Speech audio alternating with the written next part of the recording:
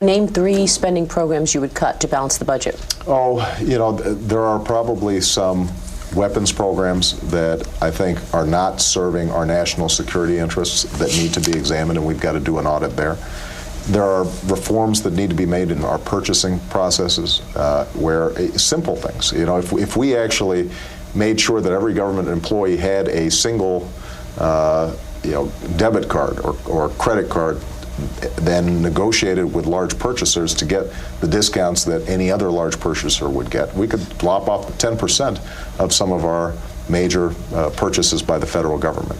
Our travel allowances and expenses are a major problem. We could save several $billion just in how we set up government travel. So there are a whole bunch of areas where we can make some significant savings.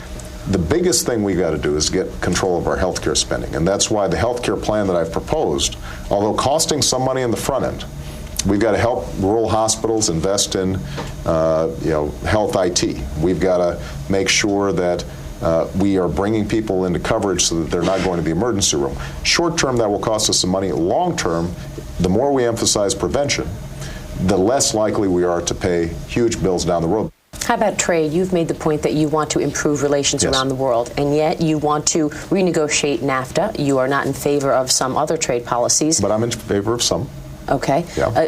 Tell me about the trade policies that you'd like to look at, and particularly NAFTA, renegotiating that. Yeah. Why potentially impact the one area of the economy that's actually doing very well, exports and trading and opening up markets for American companies? Well, look, I believe in trade, and I've said it repeatedly. And, I have voted for trade agreements. I voted for the Peru trade agreement, much to the chagrin of some people who objected about it. I voted for the Oman trade deal.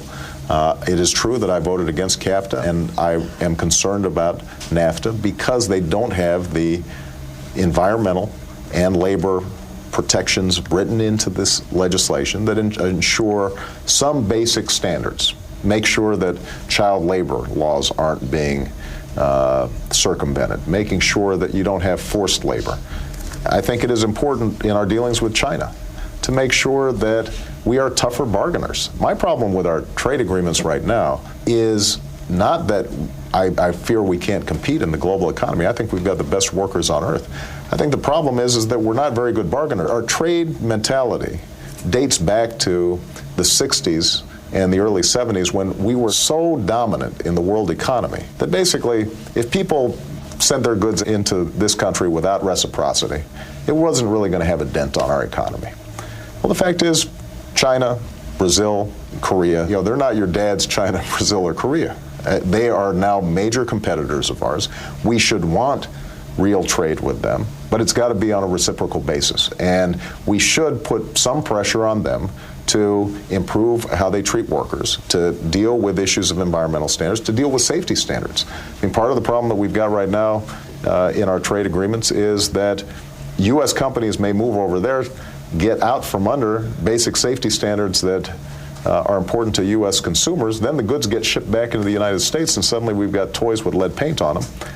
That is not good for U.S. consumers, and I don't think it's good for business long term. What happens if the Mexicans and Canadians say, we don't want to renegotiate? Do we go back to the policy in place before NAFTA? Let me have those conversations with the President and the Prime Minister and see if we can negotiate something that makes sense for all sides. I mean, keep in mind, Mexico has some of these similar problems.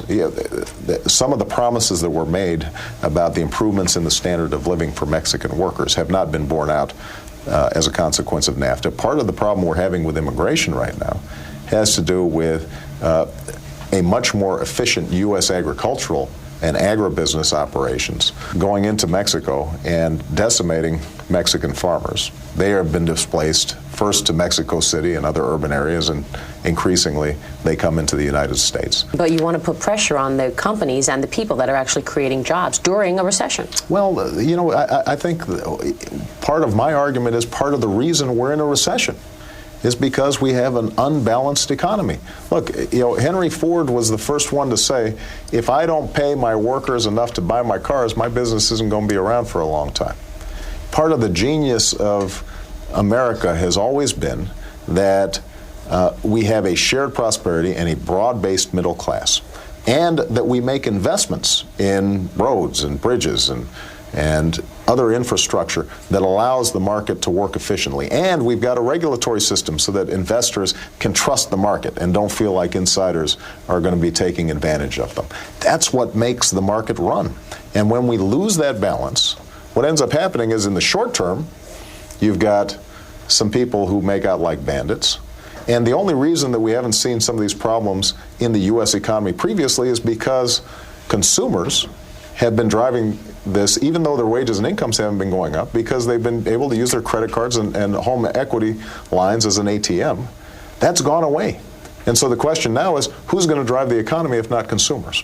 And the only way that we can make sure that consumers are able to drive that economy is if, in fact, they've got some money in their pockets. And right now they don't, because they are getting squeezed hard. Do you think that the Fed made the right move in terms of bailing out the financial system? I wasn't privy to Bear Stearns' balance sheets.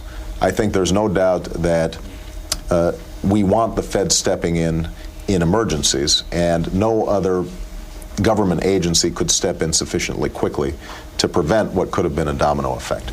But the one basic principle that I think is important is that if the Fed is going to be a lender of last resort to investment banks, then they're going to have to be subject to some of the same regulatory requirements that commercial banks are subject to. And I think Henry Paulson admitted as much in some of the statements yesterday.